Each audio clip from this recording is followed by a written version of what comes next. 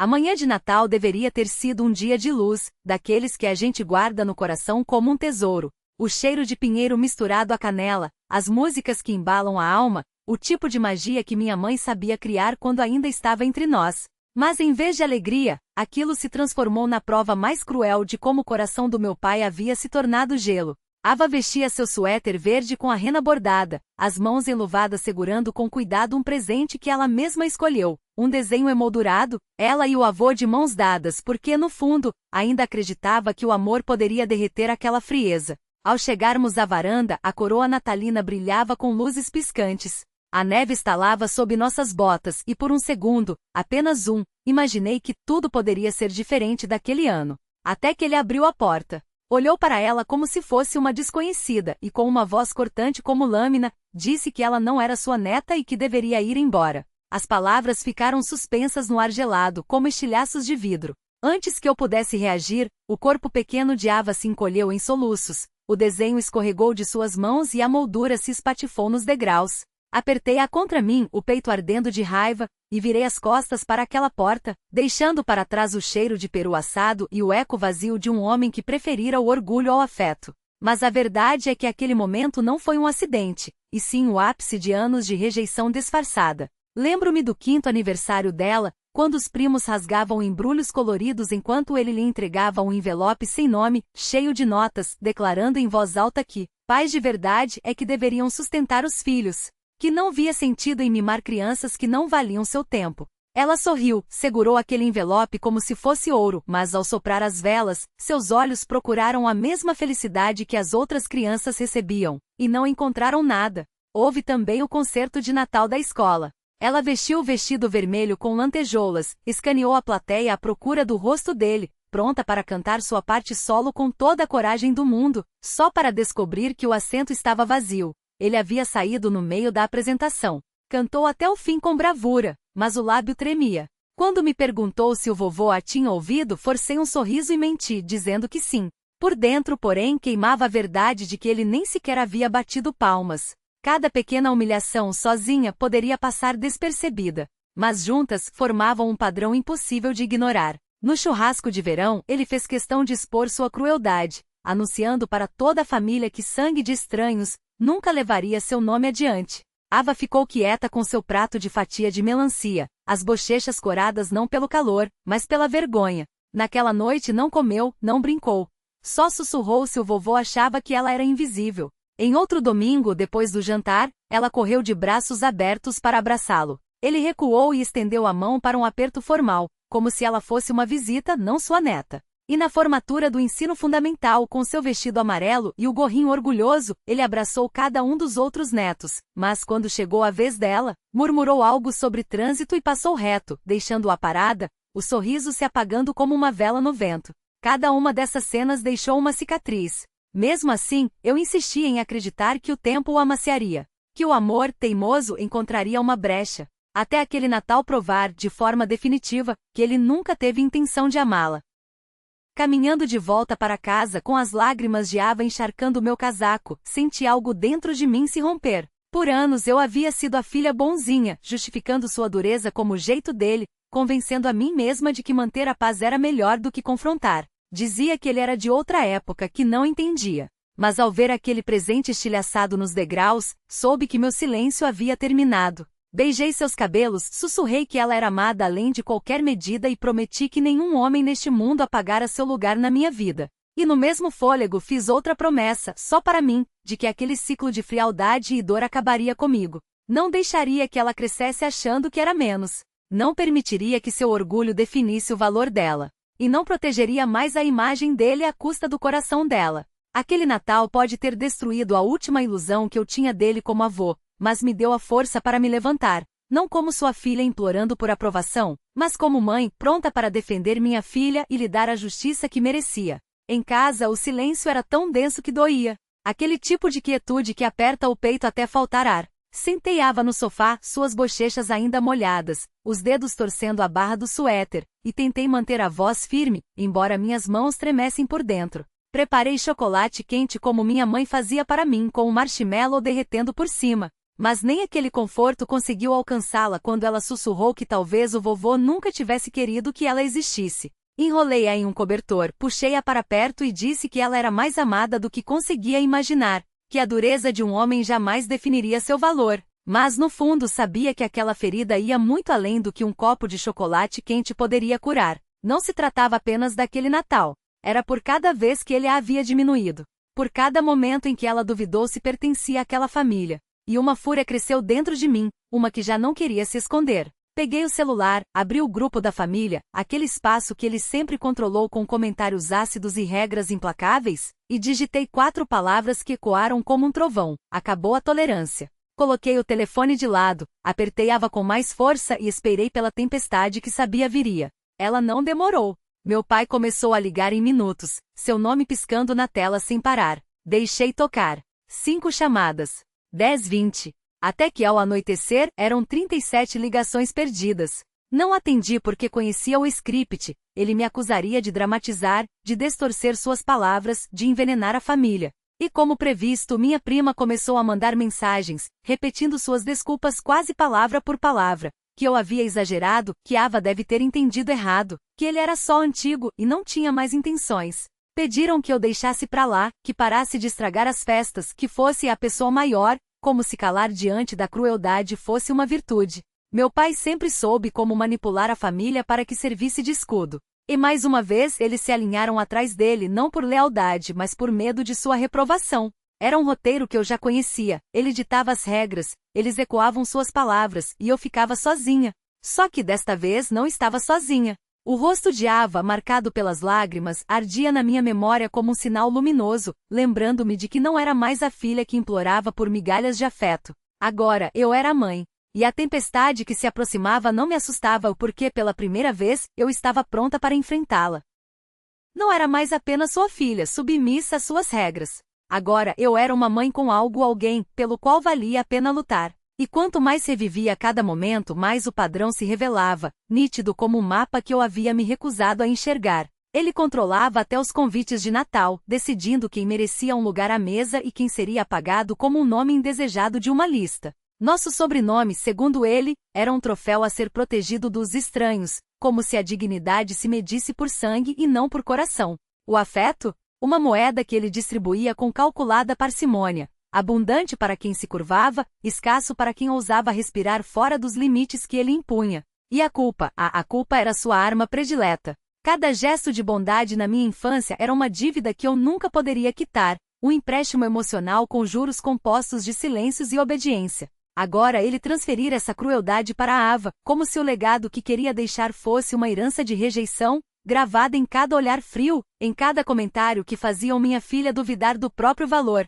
Naquela noite, sentada à mesa da cozinha com as luzes pisca-pisca da árvore refletindo nas paredes, comecei a escrever. Não era um diário de lamentações, mas um inventário de verdades. Cada humilhação pública, cada palavra cortante disfarçada de brincadeira, cada vez que ele transformou o amor em condicional. Não o fazia para alimentar o ressentimento, precisava ver tudo ali, preto no branco, para que a névoa de dúvidas que me acompanhava há décadas finalmente se dissipasse. E quando terminei, uma certeza me golpeou como um raio: ele nunca amara a Ava. Não da forma que importava. Não com o tipo de amor que constrói, que acolhe, que diz você é suficiente. Era um fato tão cruel quanto inegável. Anos esperando que ele mudasse, que escolhesse a gentileza, que fosse o avô que minha filha merecia, e tudo que colhi foram migalhas de tolerância, servidas com um sorriso de superioridade. Foi então que entrei no quarto de Ava, afaguei seu cabelo ainda úmido das lágrimas da manhã e fiz uma promessa em voz alta, como um juramento sagrado: nunca mais você vai se sentir indesejada. Nunca mais. Beijei sua testa e saí com uma determinação que não era feita de ódio, mas de algo muito mais perigoso para ele, uma calma inquebrantável. De volta à sala, peguei o telefone. Suas mensagens não lidas piscavam na tela, cheias de interrogações e exigências. Digitei uma única linha, seca como o gelo que cobria as ruas lá fora. É melhor começar a rezar. Não era uma ameaça. Não era nem mesmo raiva. Era o som de um equilíbrio prestes a ruir. Pela primeira vez, a ideia de sua desaprovação não me fez tremer. Só restava uma certeza serena. O homem que erguera seu reino sobre orgulho e crueldade estava prestes a colher o que semeou. Na manhã seguinte, a neve cobria o mundo como um lençol imaculado, intocado. Mas dentro de mim, a tempestade de véspera ainda rugia. Enquanto recolhia papéis de presente espalhados pelo chão, tentando restaurar uma ordem que ele havia destruído, meus dedos esbarraram em uma caixa de enfeites antigos, herança da minha mãe. A maioria estava lascada pelo tempo, mas entre eles, um chamuscado pedaço de papel amarelado pendia de um fio desgastado. Cláusula da bondade. Nunca esqueça. As palavras, escritas à mão com a caligrafia elegante dela, me paralisaram. De repente me vi de volta à cozinha da minha adolescência, espiando pela fresta da porta enquanto minha mãe sussurrava para sua melhor amiga sobre instruções especiais. No testamento, algo para garantir que a família permanecesse unida e generosa mesmo depois dela. Na época, achei que fosse apenas saudosismo de uma mulher doente. Mas agora, segurando aquele enfeite, entendi, ela não estava falando de saudades. Estava plantando uma semente de resistência. O coração batendo descompassado, revirei o armário onde guardava pastas velhas, documentos empoeirados e receitas de família. Enterrada sob pilhas de declarações de imposto e cartões de Natal amarelados, encontrei uma pasta azul, rotulada com seu traço cuidadoso, assuntos de família. Minhas mãos tremiam ao abri-la. Dentro, cópias de cartas endereçadas à igreja, à biblioteca municipal, ao centro comunitário. Em cada uma, minha mãe descrevia seu sonho. Uma bolsa de estudos em nome da família para crianças do bairro que quisessem estudar música, arte, qualquer coisa que acendesse seus olhos.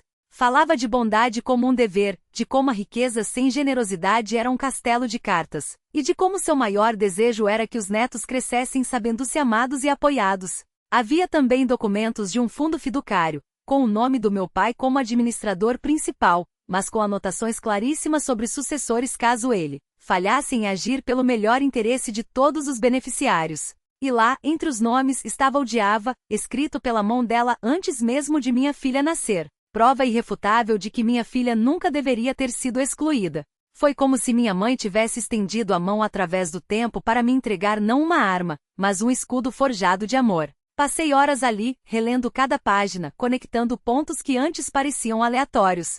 A vizinha que certa vez mencionou que minha mãe insistira para que a bolsa fosse incluída no testamento. O administrador da igreja que brincou que a generosidade dela havia criado um padrão impossível de igualar, até a bibliotecária que comentou sobre doações de livros em nosso nome, adiada por anos porque seu pai sempre arrumava desculpas.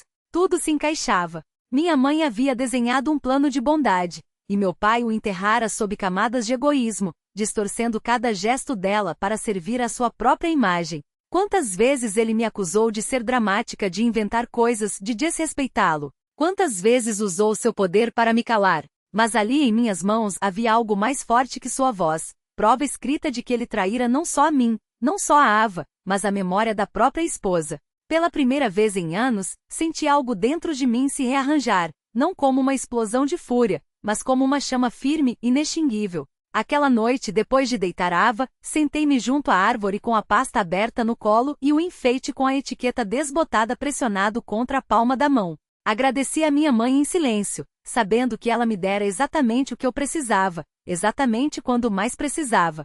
O caminho à frente não era sobre gritar mais alto que ele ou afundar ao seu nível. Era sobre iluminar a verdade que ele tentará apagar. Ele sempre acreditou que o orgulho era mais forte que o amor, que o controle era mais poderoso que a compaixão. Mas as palavras da minha mãe contavam outra história, uma em que o amor, paciente e obstinado, tinha a última palavra. E foi assim que decidi naquela noite seguir o rastro que ela deixará. Reuniria testemunhas. Colecionaria cada prova, cada documento, cada memória que ele não pudesse distorcer. Construiria um caso não com veneno, mas com uma clareza tão cristalina que nem mesmo ele poderia negar. Meu pai passará a vida me fazendo sentir pequena. Mas agora, com aqueles papéis nas mãos, percebi que ele deixará rachaduras em sua armadura, fendas que minha mãe abrirá com sua crença inabalável na bondade. E eu estava pronta para fazer a luz invadir cada uma delas. E ouvi o som do graveto quebrando sob sua bota ao se afastar. Não foi um gesto de orgulho, mas de certeza. Ele não estava mais lidando com a filha que tremia sob seu olhar, mas com uma mulher que havia aprendido a ler entre as linhas de sua própria história. Aquele cheque era a admissão silenciosa de que ele sabia. Sabia que as paredes que construíra com ameaças e omissões estavam desmoronando, tijolo por tijolo, sob o peso de documentos que não podiam ser rasgados e testemunhas que não podiam mais ser silenciadas. E o pior para ele, não era eu quem o derrubava. Era a própria mão de minha mãe, estendida através do tempo, guiando cada passo que eu dava. Naquela noite, enquanto Ava dormia com o ursinho de pelúcia que minha mãe costurara para ela, eu abri o arquivo no computador e revisitei cada slide do memorial. Não eram acusações, eram evidências. Não eram gritos, eram palavras de minha mãe em sua própria caligrafia, falando sobre justiça, sobre legado, sobre o tipo de família que ela sonhara que fossemos. Eu não precisava inventar nada. Bastava deixar que a verdade respirasse. Meu pai sempre acreditara que o poder se media pela capacidade de fazer os outros se curvarem. Mas ele nunca entenderá que o verdadeiro poder está em fazer com que a verdade se levante sozinha. E ela estava prestes a fazer exatamente isso, no mesmo salão onde minha mãe costumava servir sopa para o sem-teto, onde suas risadas ainda ecoavam nas vigas de madeira, onde as pessoas que a amavam, e que ele subestimara, se reuniriam não como plateia, mas como juízes silenciosos de seu próprio caráter. No dia do evento, cheguei cedo com Ava, suas tranças balançando enquanto ela ajudava a arrumar os pratos de papel na mesa das crianças. O pastor me cumprimentou com um aperto de mão firme e um sorriso que dizia mais do que palavras: "Estamos com você." Um a um, os convidados foram chegando, trazendo travessas ainda quentes, fotos amareladas, histórias que começavam com "Lembra quando a Edith?" Meu pai chegou atrasado, como sempre, mas desta vez não foi para fazer uma entrada triunfal. Foi porque hesitou na porta, como se o edifício inteiro tivesse se tornado território hostil. Ele tentou manter a fachada, cumprimentando aqui e ali com seu aperto de mão calculado, mas seus olhos buscavam os meus a cada 2 segundos, como se esperasse encontrar ali uma brecha, um sinal de que eu ainda poderia ser manipulada. Não encontrou. Em vez disso, viu-me ajustando o projetor ao lado de Ava, nossos dedos entrelaçados por um segundo enquanto ela sussurrava: "A vovó ia adorar isso." Quando as luzes se apagaram e o primeiro slide apareceu, uma foto de minha mãe aos 20 anos, sorrindo com os braços cheios de livros para doar, um silêncio diferente tomou conta do salão. Não era o silêncio imposto pelo medo,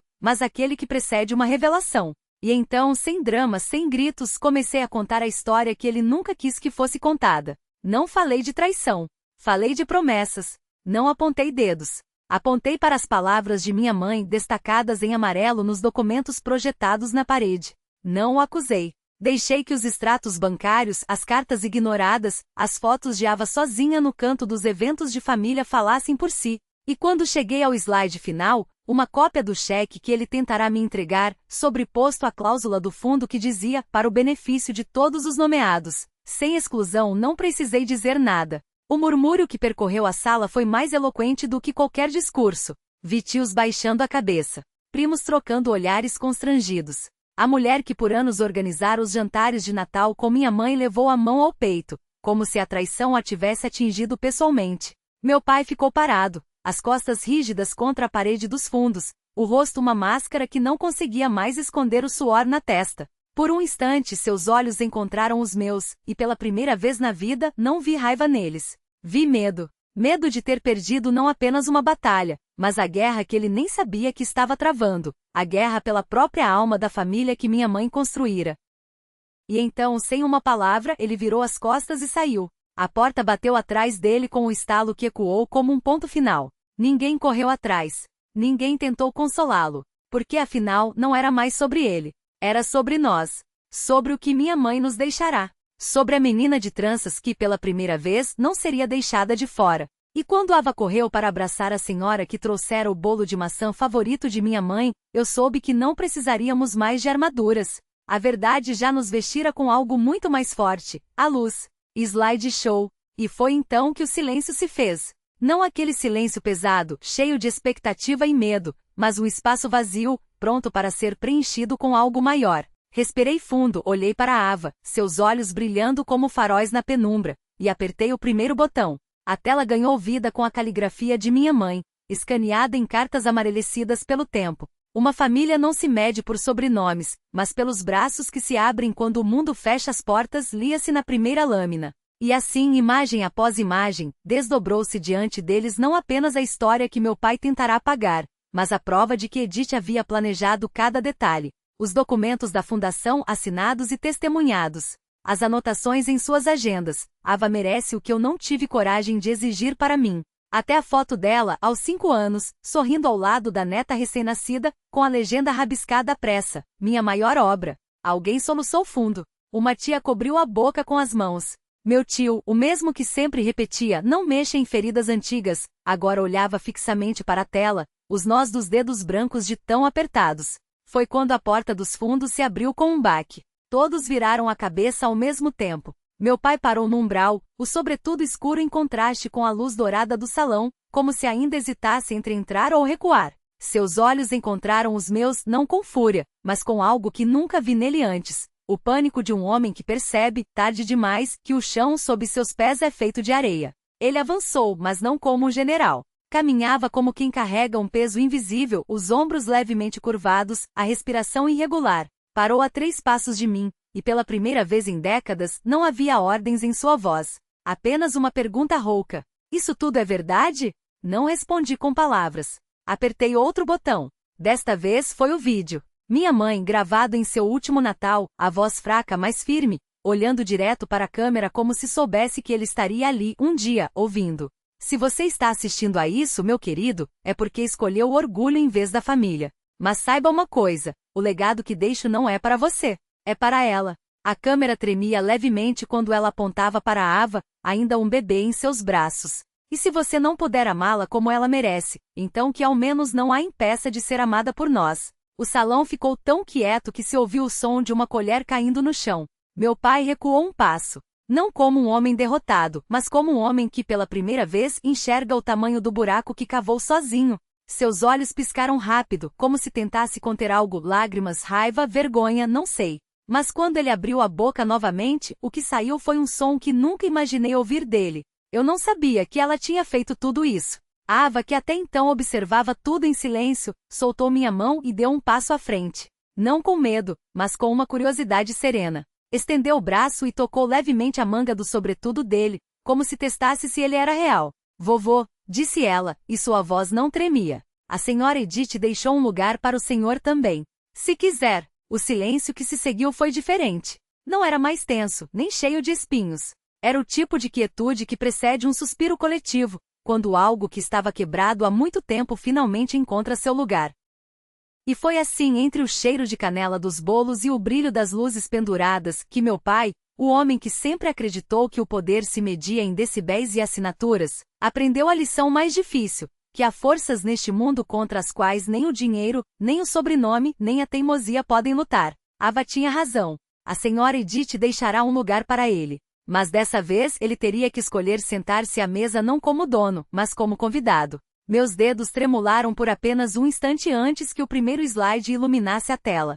Uma foto de minha mãe em um jantar comunitário anos atrás, o avental salpicado de farinha, o sorriso largo e sem reservas, daquele tipo que só nasce quando a alma está leve. O silêncio na sala se fez tão denso que dava para ouvir o zumbido do projetor. Então as palavras dela começaram a aparecer, traçadas em sua caligrafia delicada mas inquebrantável. Sonhos para o fundo de bolsas, a crença de que nosso sobrenome deveria carregar bondade, não poder. Página após página, cada linha era um lembrete de que Edith não havia deixado apenas saudades, havia deixado um mapa, um testamento de como o amor deveria ser vivido. Falei pouco, deixei que fossem as palavras dela a carregar o peso da noite. Mas quando levantei os olhos para a plateia, vi lágrimas escorrendo por mais de um rosto. O momento mais luminoso veio quando anunciei Ava como a primeira beneficiária do apoio da Fundação Edith. Expliquei que suas aulas de arte seriam custeadas não como esmola, mas como cumprimento de uma promessa feita há muito tempo, selada com o carinho de minha mãe.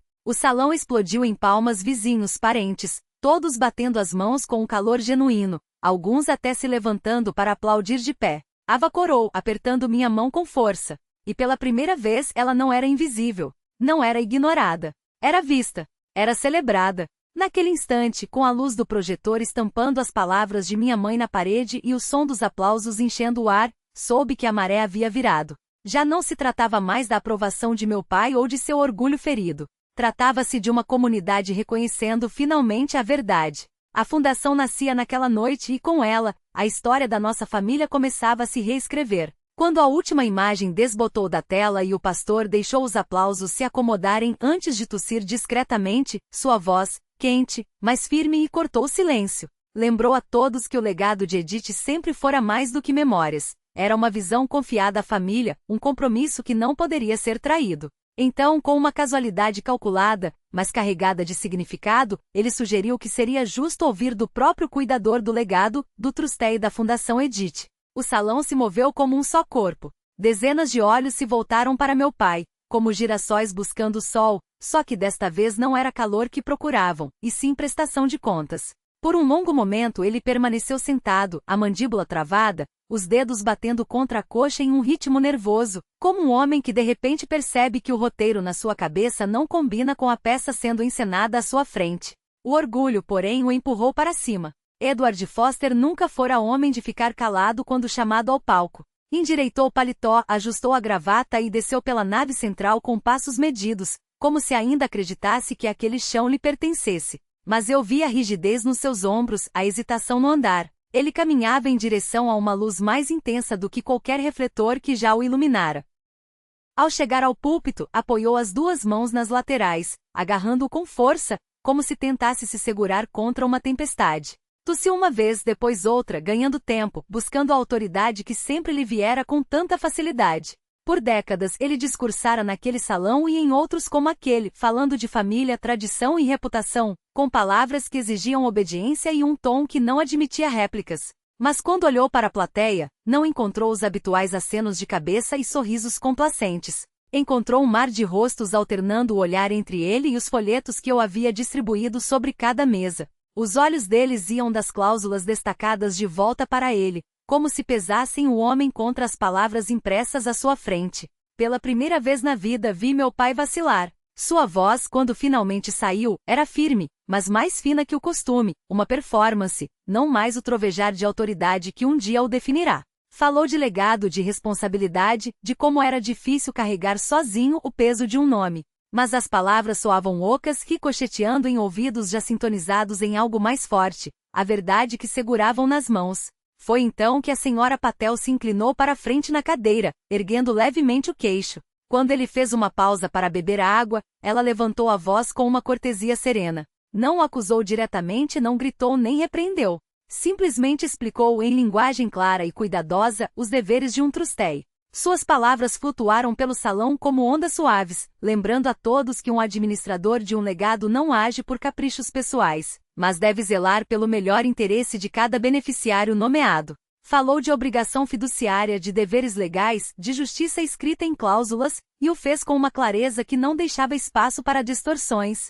Meu pai tentou interromper uma vez, mas ela apenas sorriu, educada, e continuou. Seu profissionalismo desarmava mais do que qualquer raiva conseguiria. Um murmúrio percorreu as mesas não de fofoca, mas de reconhecimento, um zumbido baixo de compreensão de que o homem que sempre os instruíra estava, agora, sendo gentil mas firmemente educado. Vi o rosto dele se contrair, os lábios se apertarem em uma linha fina, os nós dos dedos esbranquiçarem sobre o púlpito. Pensei em cada vez que ele me havia dispensado com um gesto de mão. Agora, era ele o açorado pelas palavras a palavras que não podia controlar. Foi quando dei um passo à frente, o coração batendo forte, mas a voz estável. Não queria prolongar aquele momento. Queria apenas proferir a frase que habitava em mim desde a manhã de Natal. A partir de hoje, disse, clara e alta o suficiente para que até as crianças no fundo do salão ouvissem, o fundo entra em vigor como foi escrito. E Ave é reconhecida em sua totalidade, porque foi isso que minha mãe determinou.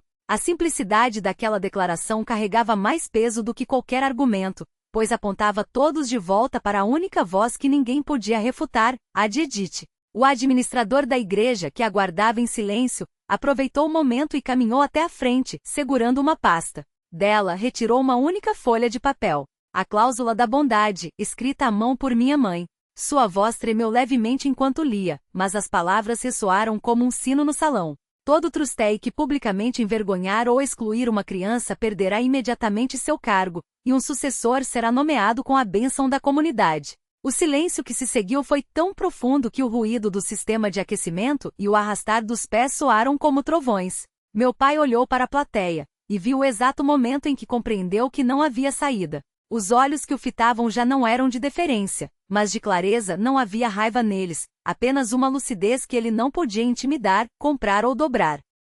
Viu lutar, a garganta trabalhando, a boca abrindo e fechando como se as palavras ainda pudessem salvá-lo. Mas nada veio. Por anos, ele acreditara que o poder morava em sua voz, em sua capacidade de abafar os outros. Agora, porém, o poder havia migrado para as palavras escritas por uma mulher que amara melhor do que ele jamais seria capaz. Ele se agarrou ao púlpito como se aquele pedaço de madeira pudesse ancorá-lo, mas só o fez parecer menor, um homem segurando madeiras porque não lhe restava mais nada a que se agarrar. O salão não vaiou, não zombou, não atirou acusações. Foi pior que isso. Eles aguardaram, imóveis e mudos, obrigando-o a encarar seu próprio reflexo nos olhos daqueles que um dia tremiam diante dele. Ao meu lado, os dedos pequenos de Ava se entrelaçaram aos meus com uma firmeza que não era minha, mas de Edith, aquela mesma determinação tranquila que agora fluía nas veias da minha filha. Não era uma armadilha cruel que eu havia preparado, nem uma vingança vazia. Era um espelho de luz, paciência e verdade, erguido não para humilhá-lo, mas para que ele finalmente visse o que sempre evitara, a si mesmo. Ele entrará naquela noite convencido de que, como sempre, ditaria o rumo da história. Mas ali estava, desarmado, despido de suas armas habituais, o tom imperioso, o olhar cortante, a capacidade de reduzir os outros a silêncio com uma só palavra. Restava-lhe apenas a última trincheira, o orgulho. E o orgulho, como ele estava prestes a descobrir, é o escudo mais frágil de todos.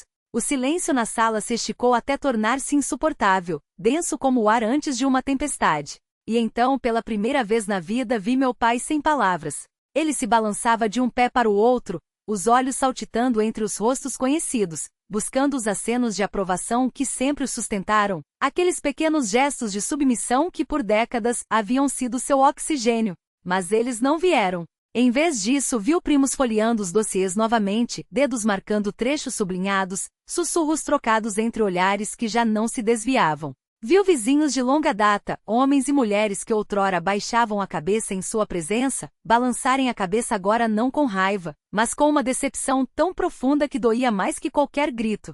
Viu o pastor, mãos entrelaçadas sobre a Bíblia, o rosto sereno mas intransigente, pronto a seguir adiante com ou sem a bênção de Edward Foster. Por anos ele acreditara que sua palavra era a lei daquela família, tão inquestionável quanto a gravidade. Mas ali, sob a luz crua das lâmpadas da igreja, ele enfrentava a verdade nua. Sua autoridade não passava de um castelo de cartas, desmoronando folha por folha, assinatura por assinatura, no mesmo salão onde um dia havia reinado absoluto. Quando o pastor finalmente quebrou o silêncio, sua voz não era dura, mas tampouco deixava espaço para réplica. Explicou com a precisão de quem lida com fatos e não com egos, que diante da cláusula da bondade e da redação irrefutável do testamento, o conselho votaria ali mesmo pela nomeação de um sucessor. Cabeças assentiram ao redor, mãos que jamais ousaram desafiá-lo se ergueram sem hesitação, não em rebelião, mas em um ato coletivo de reparação. Não era uma revolta, era o som do equilíbrio sendo restaurado. O rosto de meu pai se contorceu. Os lábios se abriram como se fosse protestar, mas a administradora, com um gesto quase imperceptível, lembrou-lhe que aquilo não era questão de opinião. Era questão de dever escrito, de clareza jurídica, de uma promessa selada em tinta há muito tempo. A votação foi rápida. E quando o pastor anunciou o resultado, unânime a favor da substituição, um suspiro percorreu a sala como se o ar, finalmente liberto de uma pressão antiga, pudesse circular novamente.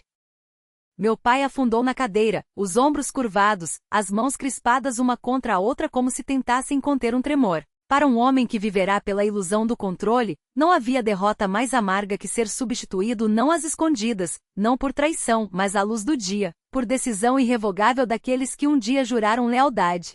Não era o exílio que o destruía. Era a evidência de que, sem o manto do poder, ele não passava de um homem comum, e pior, um homem que havia gasto a vida medindo seu valor pelo que podia dominar. As consequências se espalharam mais rápido que eu poderia imaginar. Na manhã seguinte, o jornal local publicou uma pequena coluna na seção comunitária, Renascimento da Fundação Edith. Conselho vota por unanimidade novos administradores e anuncia a primeira bolsista, Ava Foster. Eram apenas alguns parágrafos, mas em nossa cidadezinha, pesavam mais que qualquer discurso. Vizinhos apareceram com travessas de comida, os olhos brilhando enquanto diziam quanto Edith teria se orgulhado, quanto ansiavam por ver mais crianças beneficiadas. No mercadinho, ouvi fragmentos de conversas entre as prateleiras, vozes baixas, mas firmes, descrevendo a noite em que a verdade veio à tona. O nome de meu pai, antes pronunciado com reverência, agora carregava um peso novo. Não era escândalo, não era ódio. Era algo mais cortante, pena. Ele não fora expulsado da família, não fora declarado um monstro. Simplesmente havia perdido a armadura que vestira por tanto tempo para a ilusão de um respeito inquestionável. E essa perda, mais que dinheiro ou posição, o dilacerava, porque sua moeda sempre fora a reputação. Sem ela, ele era apenas um homem com as mãos vazias.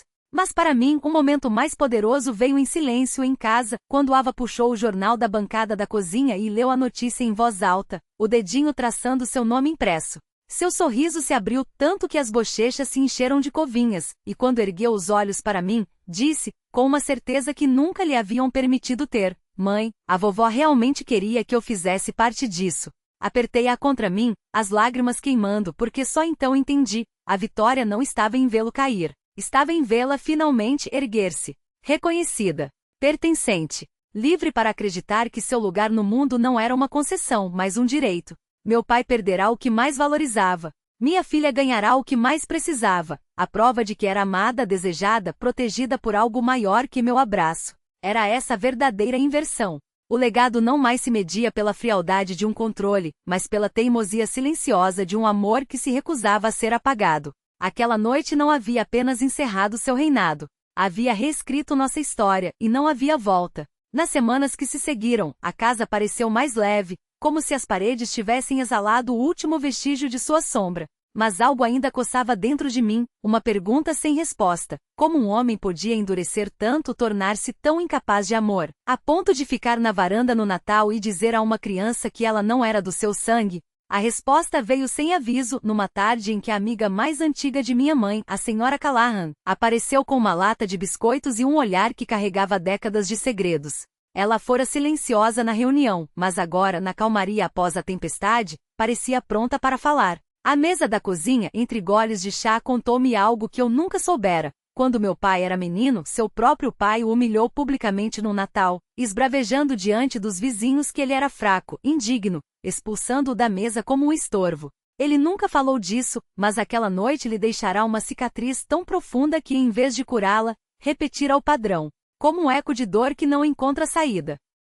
Fiquei paralisada, os dedos traçando a borda da xícara, compreendendo de repente que o que eu chamara de crueldade era também a sombra de uma ferida antiga, passada adiante como uma herança envenenada. Isso não apagava o que ele nos fizera, mas lhe dava um contorno. Pela primeira vez entendi que seu orgulho não era força. Era uma couraça frágil e pesada, forjada do medo de voltar a sentir-se pequeno. Passará a vida inteira tentando provar que não era um menino rejeitado, e no processo, fizera de todos ao seu redor reféns dessa mesma rejeição. Minha filha fora apenas mais uma vítima colateral de uma guerra que ele travava contra um fantasma, e eu me recusei a deixá-la carregar essa marca por mais um dia. Então me ocorreu, a dor geracional é como um bastão em uma corrida de revezamento. Você pode continuá-lo passando, cada corredor mais exausto que o anterior, ou pode deixá-lo cair e recusar-se a correr mais um metro sequer com aquele peso. Meu pai o carregara por décadas, entregando-o a mim sem uma palavra, e eu, sem perceber, quase o deixei roçar em Ava. Mas não mais. O ciclo terminaria aqui. Comigo. Com a escolha de dizer, chega de frialdade. Chega de vergonha disfarçada de tradição.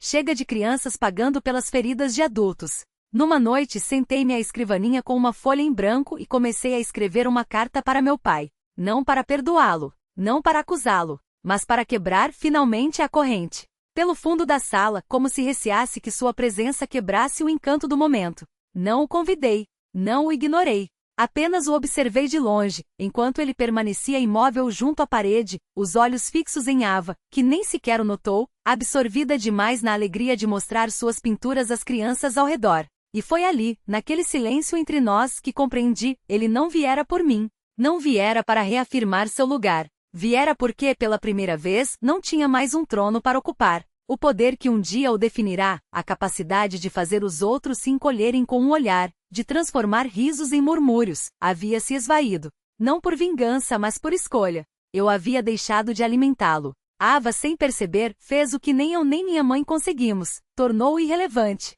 Quando seus olhos finalmente se voltaram para mim, não vi raiva. Vi algo muito mais revelador. O vazio de um homem que, pela primeira vez, estava do lado de fora de uma história que não precisava mais dele. Não o odiei por isso. Piedade, como descobri, não é fraqueza. É o reconhecimento de que algumas batalhas já foram perdidas antes mesmo de começarem. E a dele, contra sua própria amargura, era uma delas. Mas aquela noite não era sobre ele. Era sobre a menina de cabelos desalinhados e tinta nas mãos, que agora corria para me mostrar um desenho. Mãe, olha, é a vovó Edith sorrindo no céu. Era sobre as risadas que ecoavam sem medo, sobre as mãos que se estendiam para compartilhar pratos, sobre o calor que preenchia o salão sem precisar de permissão. Era sobre um legado que, afinal, não precisava de seu nome para sobreviver, porque legados verdadeiros não são esculpidos em pedra, mas tecidos em atos, em escolhas. Quando saímos dali com Ava saltitando ao meu lado e a lua refletindo nas poças de dezembro, soube que não estávamos apenas deixando para trás uma celebração. Estávamos deixando para trás a última sombra de uma era em que o amor era condicional, em que a aprovação era moeda de troca, em que o silêncio era o preço da paz. Agora, a paz tinha outro sabor. Era o gosto do chocolate quente que Ava tomava sem pressa, saboreando cada gole. Era a textura do cobertor que enrolávamos juntas no sofá, lendo histórias sem interrupções cortantes. Era a certeza de que, quando ela crescesse e olhasse para trás, não veria uma linhagem de feridas, mas uma corrente de mãos dadas, minhas da vovó Edith, e agora as suas também, rompendo ciclos com a simples ousadia de escolher a luz. E se meu pai, em algum canto escuro de sua solidão, finalmente entendesse isso? Bem, a porta não estaria trancada. Mas ele teria que bater, teria que pedir permissão para entrar, teria que aprender, tarde demais ou não, que amor não se exige, se oferece, e que algumas portas só se abrem de dentro para fora. Ava já dormia quando fechei os olhos naquela noite, mas seu último suspiro antes do sono, amanhã a gente faz mais estrelas, mãe? Foi a resposta que nunca precisei dar a ele. Porque algumas perguntas não são para quem ficou para trás. São para quem segue em frente. Ele entrou no salão pelos fundos, sem o passo firme que costumava impor. Não era mais o homem que exigia olhares, que esperava que as palavras se curvassem à sua presença. Em seu lugar, um vulto menor, mais silencioso, sentado sozinho numa mesa de canto, perto da urna de chocolate quente. Não subiu ao pódio, não tentou retomar o controle, apenas entregou ao pastor um papel dobrado, aceitando a nova estrutura da fundação e reconhecendo os novos administradores. Não era um pedido de perdão, nem uma confissão, mas um passo talvez o único que conseguia dar. Alguns acenaram em cumprimento educado, mas ninguém mais se curvou como antes. Pela primeira vez, ele era apenas mais um na sala, não o centro dela. E estranhamente não senti raiva. O que veio foi algo mais leve, a certeza de que a justiça nem sempre troveja. Às vezes ela desce suave como neve sobre um telhado, derretendo as máscaras até sobrar só a verdade. Ava, é claro, nem o notou. Estava ocupada demais ajudando as crianças a pendurarem seus trabalhos, rindo com primos que agora a tratavam como se sempre tivesse sido o coração daquilo tudo.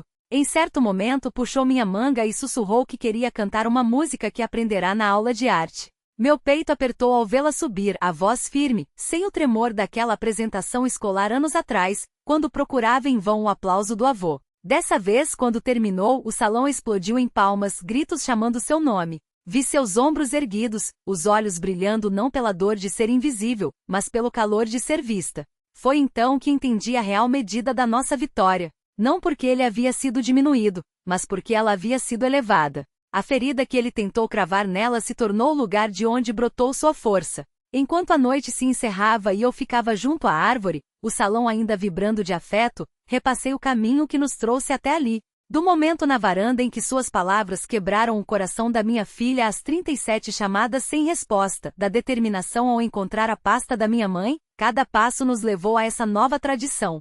A história não terminou em amargura, mas em equilíbrio. O orgulho frio de um homem superado pela bondade persistente de uma mulher que se recusou a ser calada, mesmo depois de partir. Quando a última louça foi guardada e as luzes se apagaram, envolvi Ava em seu cachecol e lhe disse, baixo, uma verdade que ela levará muito depois que eu me for. Famílias florescem não pelo controle, mas pelo amor que se dá sem cobrar troco. Esse é o legado que escolho deixar. E se há uma lição simples em tudo isso, é esta: não coloque o orgulho acima das pessoas porque, no fim, a gentileza sempre sobrevive à crueldade.